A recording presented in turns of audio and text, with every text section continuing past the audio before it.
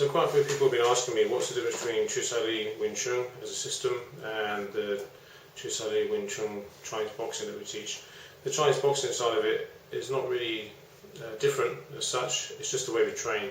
So in terms of training your normal classical training forms, CSL, drills, applications, Gorsao, that's your normal syllabus of training. The Chinese boxing side of it is putting gloves on and training that inside that environment. Now, some people don't train Wing Chun in that way, they don't spar. I think if you don't spar, then you're missing a large learning curve within the system, because you need to know how to dynamically bridge, how to deal with pressure, and I think if you're not doing that, then even in a street environment, which is a faster environment, you're still going to have a lot of stress to deal with, a lot of physical pressure to deal with, and if you're not used to dealing with that on a day-to-day basis, then that's going to be very stressful, and that's where a lot of Wing Chun sometimes will fall down. So also as part of its conditioning, conditioning your body, conditioning your mind, dealing with a more alive situation where the rules are not so set, is a very enlightening way to train. So for us, the whole Chinese boxing means Wing Chun is a Chinese boxing system. So the basics of Wing Chun, the striking, kicking, body movement, body mechanics, should all work. If they don't work, then there's something missing. So for us, that's the basic structure of your system being used. So some people will say with gloves on you can't do Wing Chun, which is nonsense. There's so much you can do. How you use your body power, your positioning, your timing. In some ways it's even deeper, because you have to rely upon deeper skills to apply yourself. It's not just using the hand positioning. So in some ways, yeah, there's a deeper level to learn from that kind of training. So we train our normal classical training, and then we also train our sparring training, which we have a lot of MMA fighters that I teach.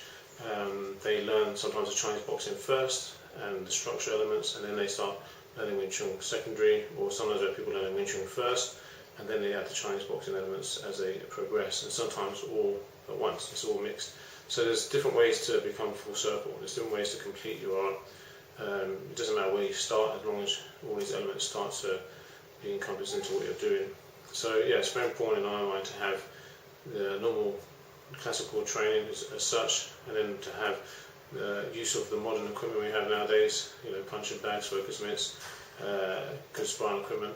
When I say good sparring equipment, I'm not a big fan of using face guards and stuff, plastic face guards. I think they're a bit dangerous. Also, when you get punched in the face, and you don't need to react because it doesn't hurt or doesn't cause you any vision problems. I don't think that's realistic to the reaction that's going to happen. So for me, just train with boxing gloves. You can wear boxing head guards if you're going heavy sometimes, but not face guards in my mind. Using protection that protects is good. Protection that changes the game is not so good. But we don't spar too hard a lot of times. You don't have to have a mistake. You don't have to go all out and kill each other. We do lots of sparring drills. We do lots of timing drills. We do lots of sparring games.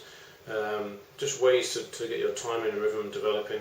You can go light to head, hard to the body, as an average training session, and that gives people time to really get the ebb and flow of timing and movement.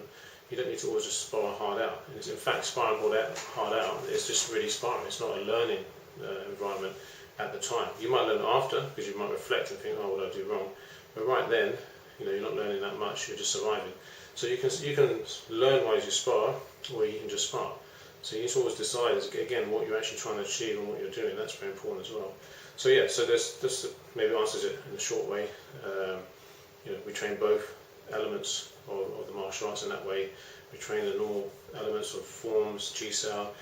That's all for me is developmental training. That's developing your skills to apply in fighting, and then sparring helps you then focus on the raw skills, and you put these two things together and you have a more complete training method.